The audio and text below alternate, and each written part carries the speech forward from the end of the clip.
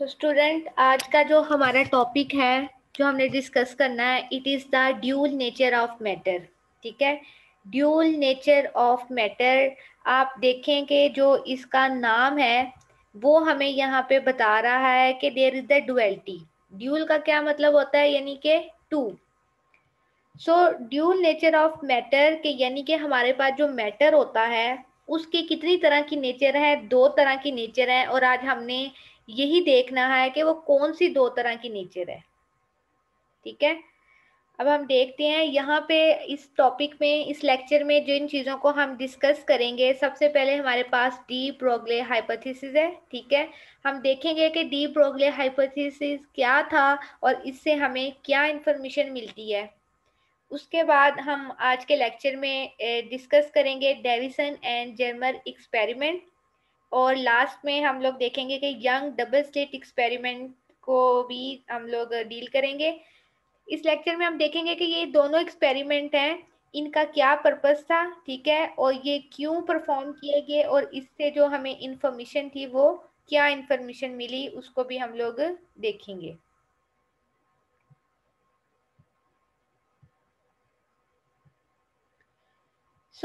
सबसे पहले हम थोड़ी सी ठीक है, ये थ्योरी क्या है बेसिकली।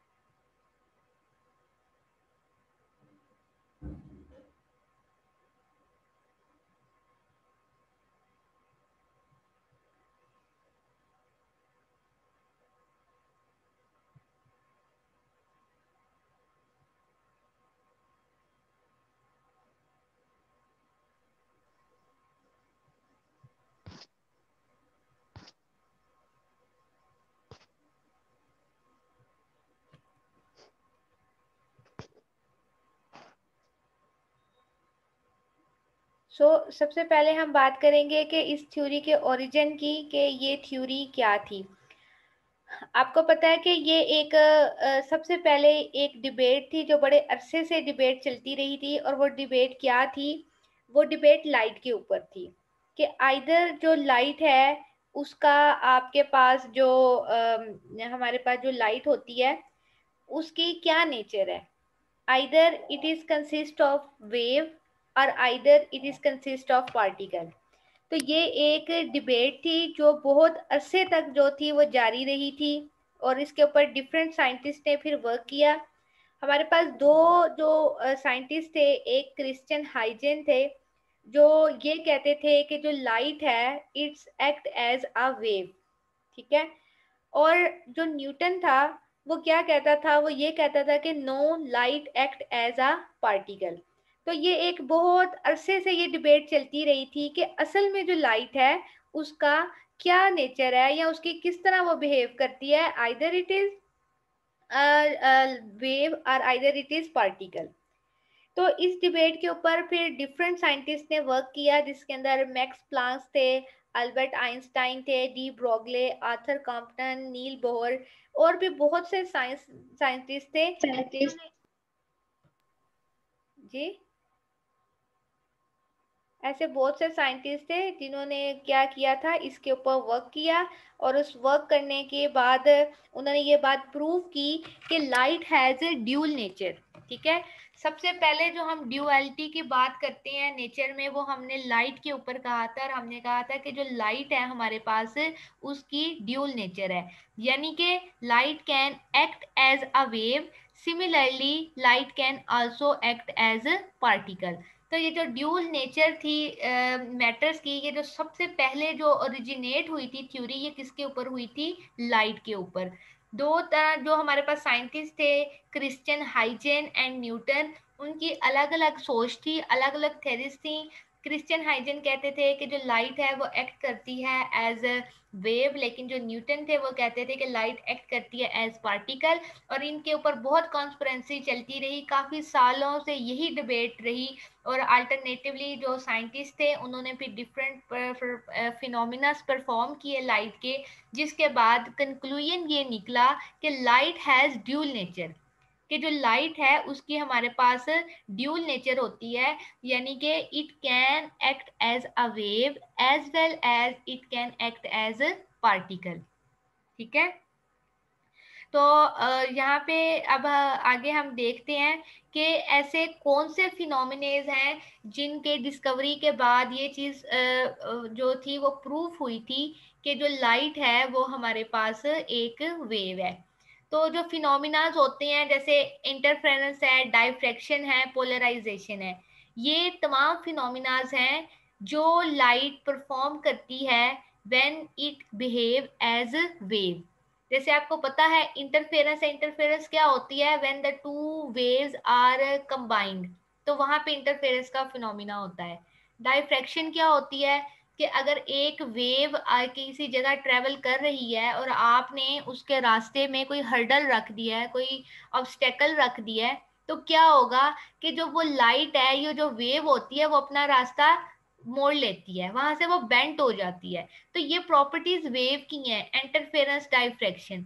तो साइंटिस्ट ने ये फिनोमिना डिस्कवर किए थे और उन्होंने ये बात कही कि जो वेव है, जो लाइट है, वो वेव की तरह एक्ट करती है, क्योंकि वो फिनोमिना परफॉर्म करती है इंटरफेरेंस के, डाइफ्रैक्शन के, पोलराइजेशन के। और ये फिनोमिनाज कब शो होते हैं, या जो ये फिनोमिनाज कब अकर होते हैं, जब जो रेडिएशंस होती हैं वो इंटरेक्ट करती हैं रेडिएशंस के साथ ही। जैसे देखें इंटरफेरेंस है तो उसके अंदर वेव्स वेव के साथ ही इंटरेक्शन करती है, तो इंटरफेरेंस होती है।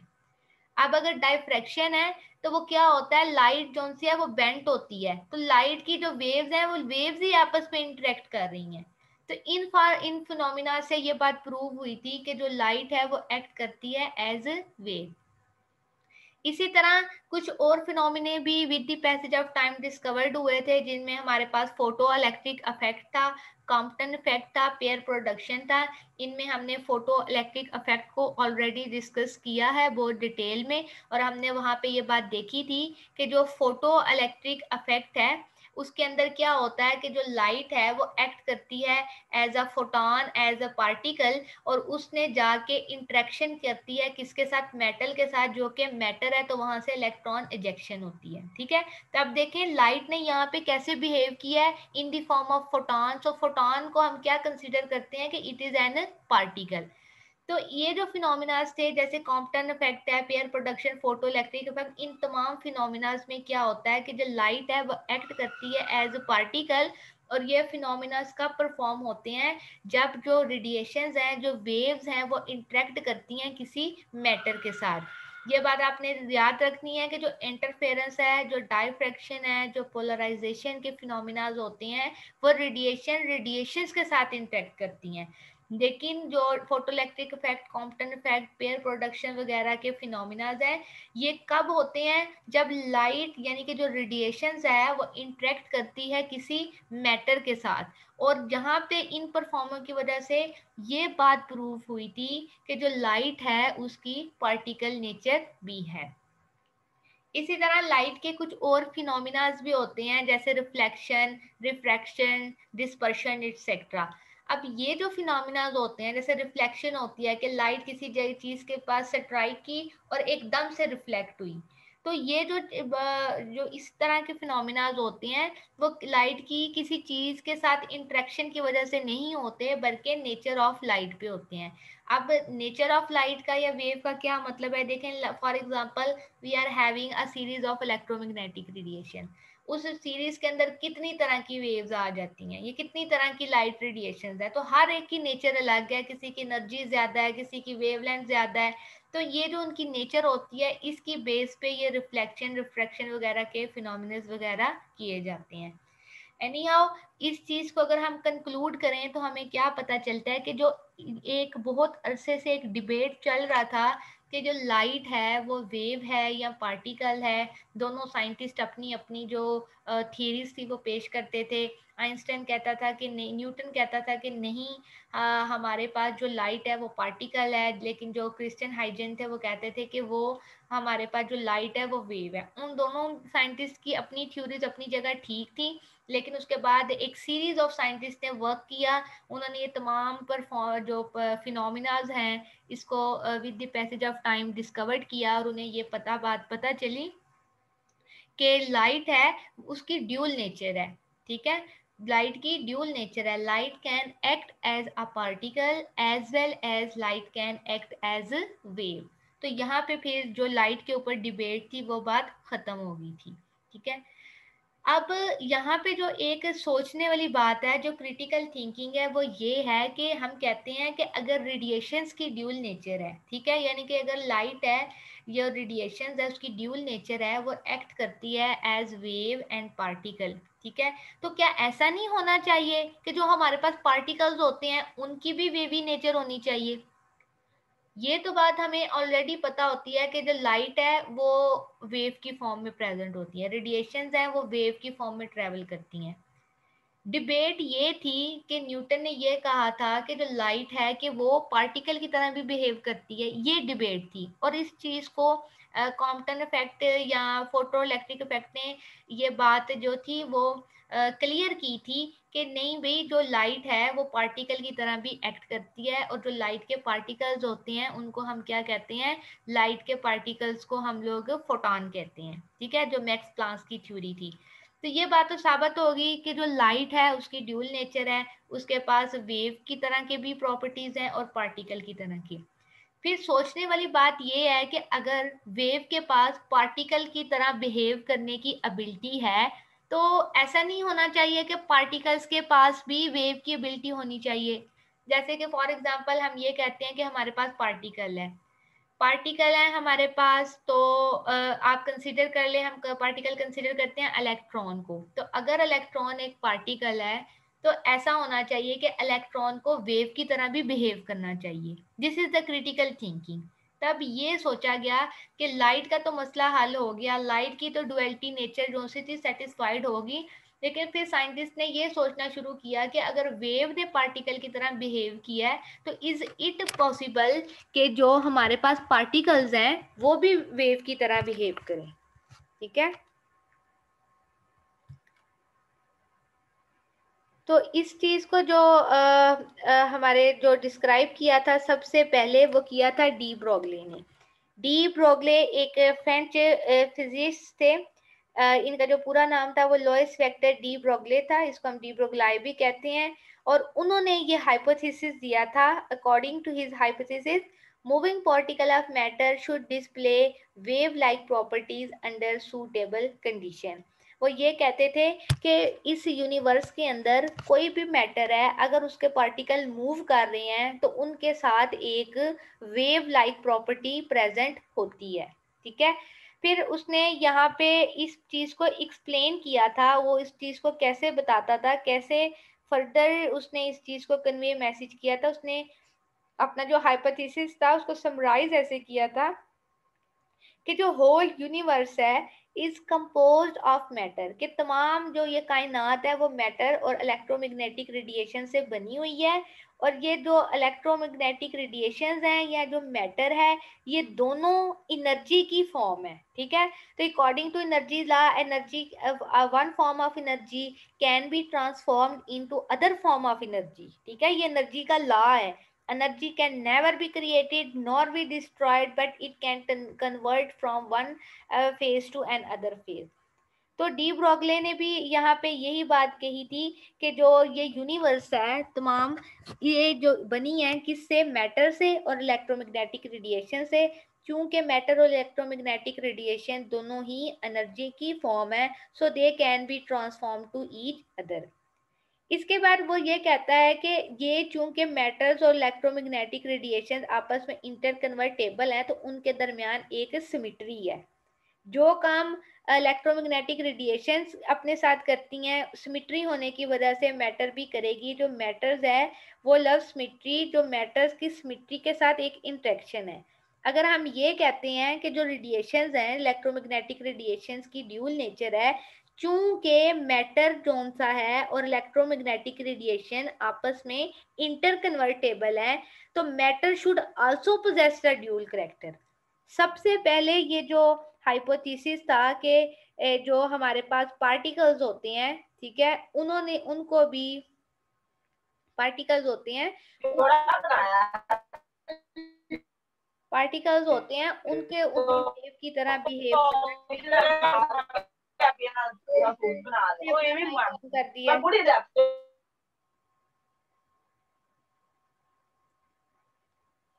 तो सबसे पहले ये जो ड्यूल नेचर ऑफ मैटर का हाइपोथेसिस था, ये डी ब्रोगले ने दिया था, ठीक है। डी ब्रोगले ने ये एक रीजन के साथ दिया था। उसने ये बात कही कि ये जो होल यूनिवर्स है ये बनी हुई है मैटर और इलेक्ट्रोमैग्नेटिक रेडिएशंस के जरिए, और चूंकि मैटर और इलेक्ट्रोमैग्नेटिक रेडिएशन दोनों एनर्जी की फॉर्म है, so they both be transform to each other, ठीक है।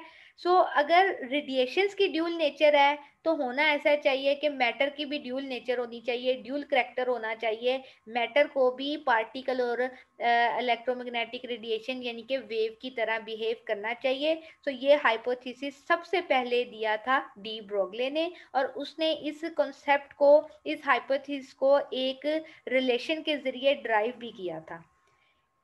डी ब्रोगले ने जब ये कॉन्सेप्ट दिया था वेव्स मैटर का, उसने कहा था कि मैटर्स की ड्यूल नेचर है।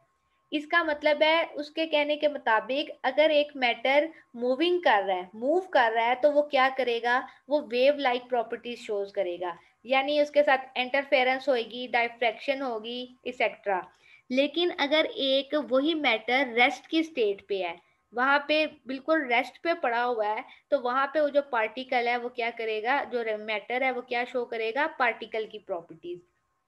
तो यहाँ से आपने जो डी ब्रोगले का हाइपोथेसिस है उसकी दो चीजें कंक्लूड की।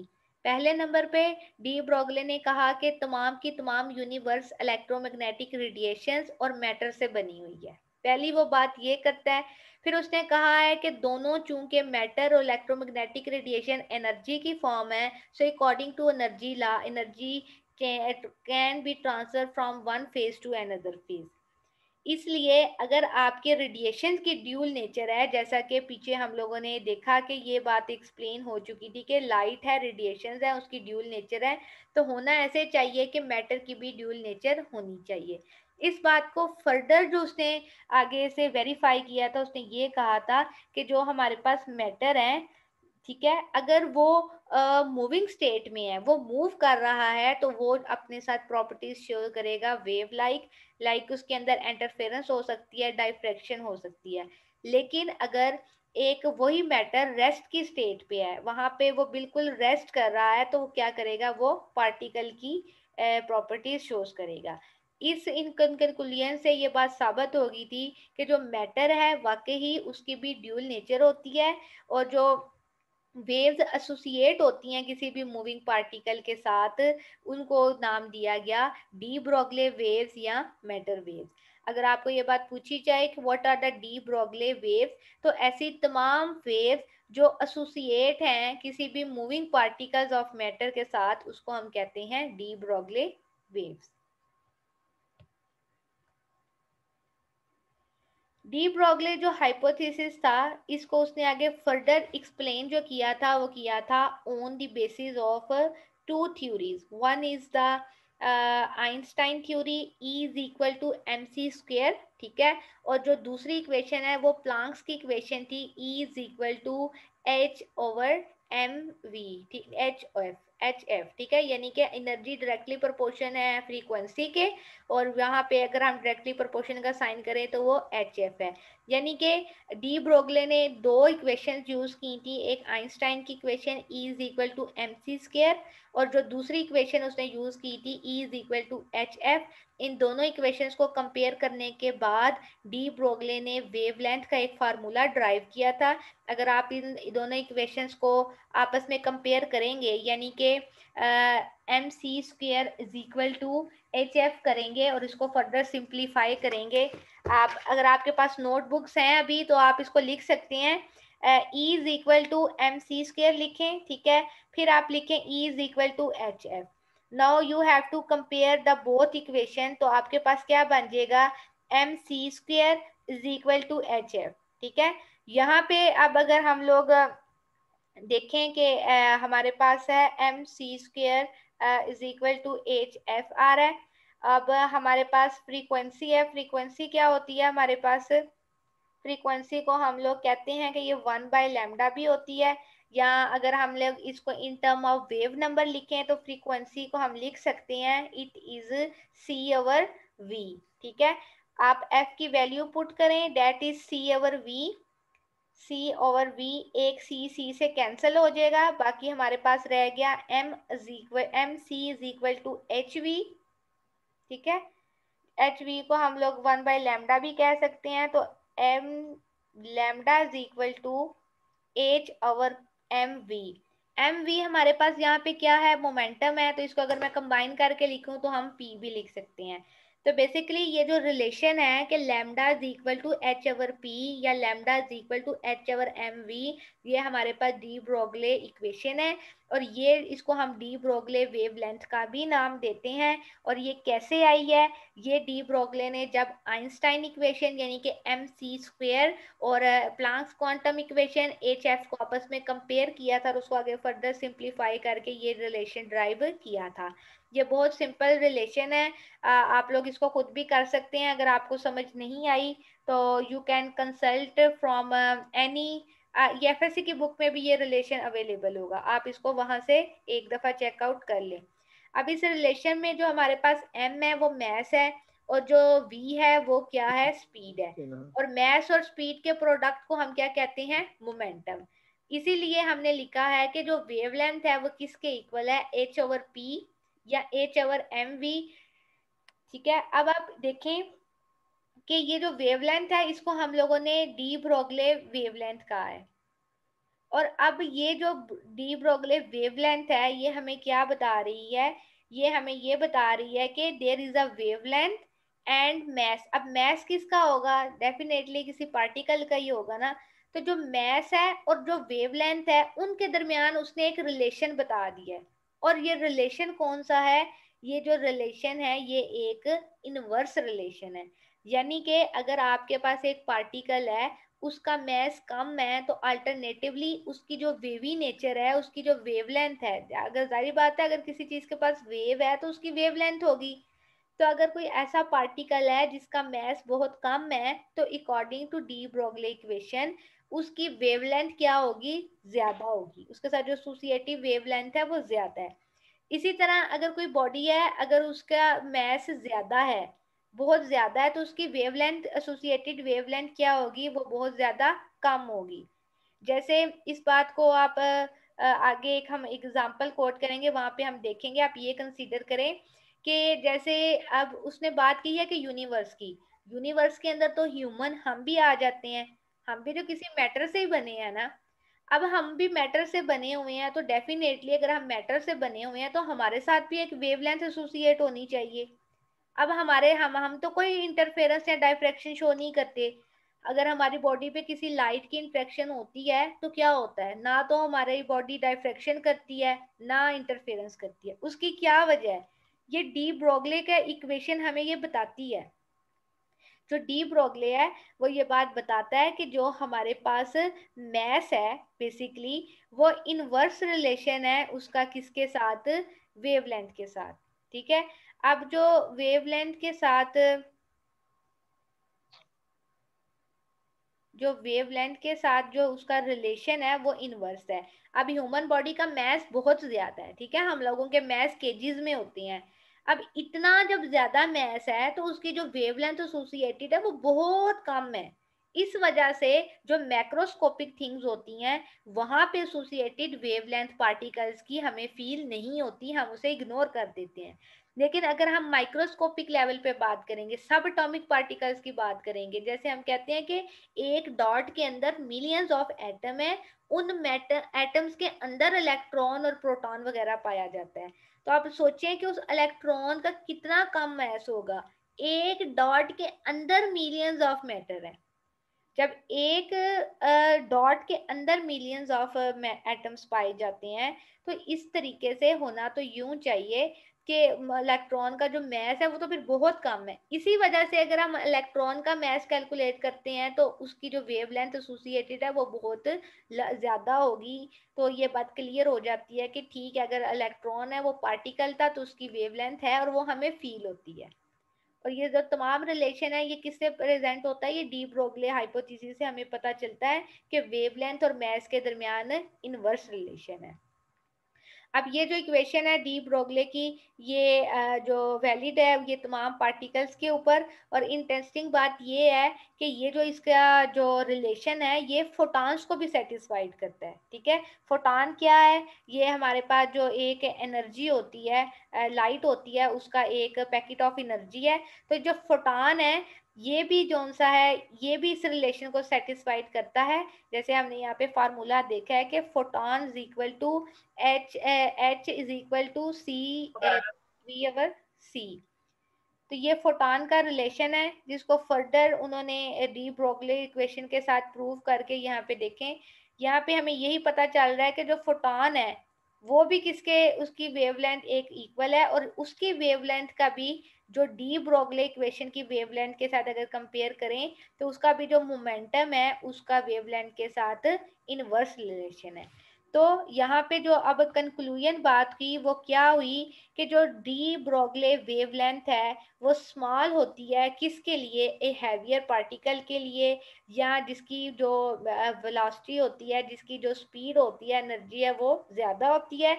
लेकिन अगर हमारे पास कोई स्मॉलर पार्टिकल है जिनका मैस लाइटर है तो उनके साथ जो एसोसिएटेड वेवलेंथ होती है वो क्या होती है, वो लार्ज होती है। और ये जो रिलेशन है, ये जो बात है, ये डी ब्रोगले ने अपनी डेरिवेशन के अंदर प्रूव की है। उसकी जो डेरिवेशन है कि lambda is equal to H over M V, ये बात यहाँ से प्रूफ हो रही है कि जो वेवलेंथ और मैस के दरमियान इनवर्स रिलेशन है। इसको हम लोगों ने फर्दर, अगर आप ये देखें यहाँ पे एग्जाम्पल है, ऑल ऑफ यू आपके पास अगर कोई नोटबुक पेंसिल है तो आप उसको लें और इसको सॉल्व करें। यहाँ से हमें फर्दर डी ब्रोगले की इक्वेशन की क्लैरिफिकेशन हो जाएगी। एग्जाम्पल है कि calculate the de Broglie wavelength of a ball whose mass is 0.2 kg and moving with the speed of 20 metre per second. यहाँ पे हम लोगों को उसने कहा है कि आप वेवलेंथ को फाइंड आउट करें, डी ब्रोगले वेवलेंथ को किसकी, एक बॉल की जिसका मैस 0.12 kg है और जो कितनी स्पीड के साथ मूव कर रहा है 20 मीटर पर सेकेंड के साथ। अब देखें हमारे पास जो डी ब्रोगले की वेवलेंथ का फार्मूला है, it is equal to H over M V. H क्या है हमारे पास, प्लांक्स कांस्टेंट जिसकी वैल्यू होती है 6.62 इंटू 10⁻⁻34। ठीक है, divided by M V. M हमारे पास क्या है, it is the mass, it is 0.12, then multiply by the velocity या speed that is the 20 metre per second. तो आप इसको आपस में मल्टीप्लाई करके प्लांक कांस्टेंट के साथ जब डिवाइड करेंगे तो आपके पास वेवलेंथ आ जाएगी, और आप देखेंगे कि वो वेवलेंथ बहुत छोटी है, जिसका आंसर जो भी आएगा वो 10⁻⁻34 नैनोमीटर में आएगा। तो ये बहुत छोटी वेवलेंथ है। क्यों, क्योंकि मैस देखें 0.12 kg है, यानी कि 0.12 kg का क्या मतलब हुआ कि ये 120 ग्राम है। अभी ये मैथ्स ग्राम में है तो वेवलेंथ बहुत छोटी आई है। आप लोग इसको सॉल्व करके इसके आंसर चैट बॉक्स में मुझे बता भी सकते हैं कि क्या आंसर आया है, जिससे पता चलेगा कि वाकई ही आपने सॉल्व किया है। तो आप इसको सॉल्व करके मुझे बताएं आंसर, ठीक है। एनी हाउ अगर हम इसको सॉल्व करेंगे तो आप देखेंगे कि इसकी वेवलेंथ बहुत कम आई है। क्योंकि we are taking the mass in 0.12 kg। तो आप ये सोचें कि यहाँ पे अभी ये इतना कम केजी है, अगर मैं केजी को ग्राम में कन्वर्ट करूँ तो ये तकरीबन 120 ग्राम बनता है। तो आप सोचें जो बहुत किलोग्राम है, जैसे ह्यूमन है, यहाँ पे कितने केजीज होते हैं हमारे पास, 50 kg के, 60 kg, 70 kg तक, 80 kg तक वेट्स होते हैं। तो अगर हमारे पास इतने मैसेज हैं तो आप ये देखें कि हमारे पास जो एसोसिएटेड वेवलेंथ है वो तो उतनी ही स्मॉल होगी। यही वजह है कि अगर हमारे ऊपर कोई लाइट फॉल करती है तो हमारे ऊपर कोई डायफ्रैक्शन या इंटरफेरेंस का फिनोमिना नहीं होता। लेकिन अगर हम दूसरी तरफ बात करते हैं सब एटॉमिक डोमेन्स की, ठीक है, यानी कि इलेक्ट्रॉन, प्रोटॉन वगैरह की, तो वो क्या होता है, क्योंकि उनके मास बहुत ज़्यादा कम होते हैं, तो वहाँ पे जो हमारे पास मास कम होने की वजह से उनकी जो साथ एसोसिएटेड वेवलेंथ होती है वो सिग्निफिकेंट होती है, और वो हम उसको मेजर भी कर सकते हैं। जैसे वो कहता है कंसीडर एन इलेक्ट्रॉन, एक इलेक्ट्रॉन को कंसीडर करें जिसमें उसकी जो मास है वो m है और जो चार्ज है वो e है, and it is accelerated from rest to the potential v। और वो क्या कर रहा है, वो पोटेंशियल v के जरिए रेस्ट पोजीशन पे एक्सेलरेट कर रहा है। यहाँ पे जो काइनेटिक एनर्जी है वो इलेक्ट्रॉन की equal to the work done को e v से प्रेजेंट किया गया है।